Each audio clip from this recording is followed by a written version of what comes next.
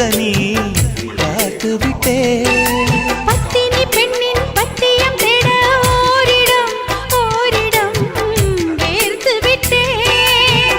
பூர்வ ஜன்ம ஓர் பந்தம் நீ வந்தது என்றும் இனி நீங்காது நாம் சேர்ந்தது.